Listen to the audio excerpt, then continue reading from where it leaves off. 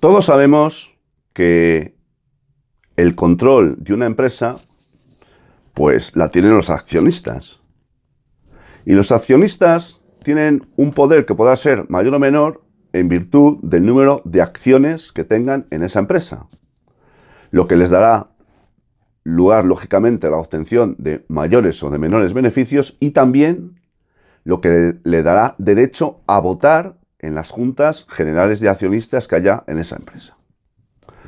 Por lo tanto, esto es lo que todos conocemos como la regla general. Pero, ¿qué pasaría, queridos amigos, si os contase que a todo esto ha habido hasta hace poco tiempo una excepción,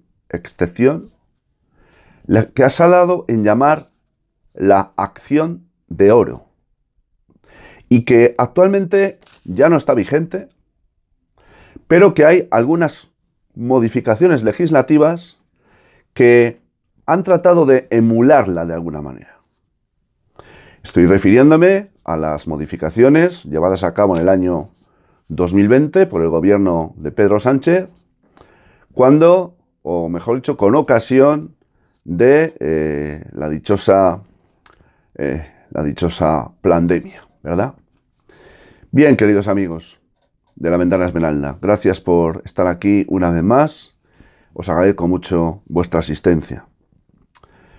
Veréis, cuando una empresa se encuentra en una situación tal que se la podría calificar como de debilidad o de vulnerabilidad ante las circunstancias, porque hay un elemento externo, una empresa extranjera, que pretende comprar o hacerse de alguna manera con la mayoría del capital de esa empresa para controlarla y gestionarla, tratándose de empresas que se podrían englobar dentro de lo que se conocerían como, o lo que el gobierno en su caso calificaría como de empresas estratégicas, por ejemplo, las de infraestructuras, telecomunicaciones, las relacionadas con el petróleo, con las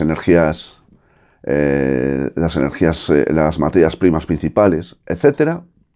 En este caso concreto, el gobierno se ha venido reservando un derecho de veto para que esa eventual compra que una empresa extranjera pretendía hacer de una empresa española ubicada dentro de la catalogación de estratégica, el gobierno, a través de la llamada acción de oro, podría vetar que esa operación se pudiera llevar a cabo, pese a no ser el gobierno, es decir, el Estado, ni para nada el accionista mayoritario de esa empresa, porque en muchos de los casos, además, se trataría de empresas privatizadas.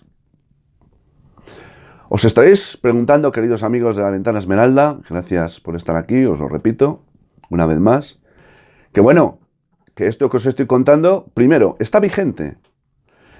La respuesta es no, no está vigente la acción de oro. No obstante, los voceros mediáticos últimamente están desempolvando toda la historia de la acción de oro y están confundiendo al público en general, porque le están haciendo creer que de alguna forma el gobierno actual está haciendo uso de ella, cuando la acción de oro ya no existe. Y no existe no porque el gobierno de España y el resto del gobierno de los 27 de la Unión Europea hayan concluido que la acción de oro a lo mejor no era el mecanismo más apropiado para intervenir empresas de carácter estratégico. No es porque hayan llegado a esa conclusión, sino porque la Unión Europea, a través del Tribunal de Justicia de la Unión Europea, dictó una sentencia el día 13 de mayo del año 2003, donde dejaba claro que era contrario al Tratado Fundacional de la Unión Europea lo que se estaba haciendo con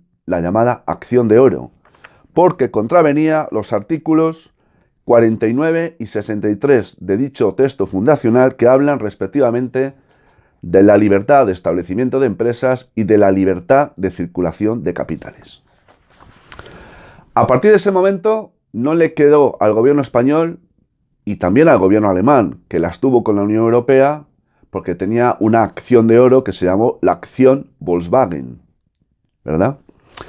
Y otros países también las han tenido en este sentido, pero El TJUE, el Tribunal de Justicia de la Unión Europea, fue muy claro y dejó taxativamente explicitado que no cabía otra opción más que la supresión de la acción de oro porque era o contravenía los tratados de la Unión Europea. Y evidentemente así tuvieron que hacer. En el año 1995 en España hubo una ley de privatización que regulaba las enajenaciones de participaciones empresariales. Y ahí establecía efectivamente pues algunas cortapisas, algunas limitaciones para garantizar que en ningún caso un elemento exterior pudiera hacerse con el control y gestión de una empresa nacional. Esa ley de 1995 se mantuvo, ley de 23 de marzo, por si alguno la quiere ver, se mantuvo pues vigente hasta que el TJUE obligó a España a cambiar, o mejor dicho, a suprimir dicha normativa, bajo la amenaza de ponerle fuertes multas por cada día que transcurriera sin cumplir lo estipulado en dicha sentencia.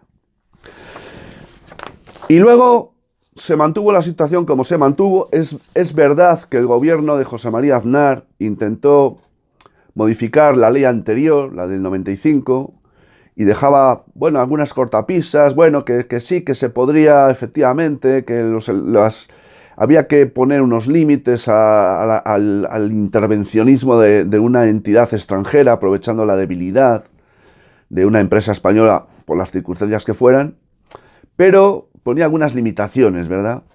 Pero esas limitaciones que de alguna manera pretendían satisfacer, a la Unión Europea, no lo consiguieron. Y, en consecuencia, las cosas continuaron igual hasta el año 2020, en que llegaron los tiempos del encierro, de la pesadilla, y el gobierno de Pedro Sánchez pues dictó un Real Decreto que se ha conocido con el nombre del Real Decreto Antiopas. El Real Decreto de Inversiones Extranjeras en España, así se llama, más conocido como el Decreto del Escudo Antiopas. OPA es una oferta pública de adquisición, ¿verdad? Que lanza, en este caso, una empresa extranjera para hacerse con el control y gestión de una empresa española dentro de lo que catalogado como sectores estratégicos. En el año 2020 la situación que se produjo trajo, entre otras muchísimas consecuencias, que muchas empresas vieron cómo la cotización en bolsa descendió hasta límites alarmantes. En esta tesitura hubo empresas extranjeras que intentaron aprovechar la circunstancia y hacerse con el control de empresas de gran calado, empresas españolas de gran calado, ubicadas dentro de lo que el gobierno había calificado como de empresas estratégicas.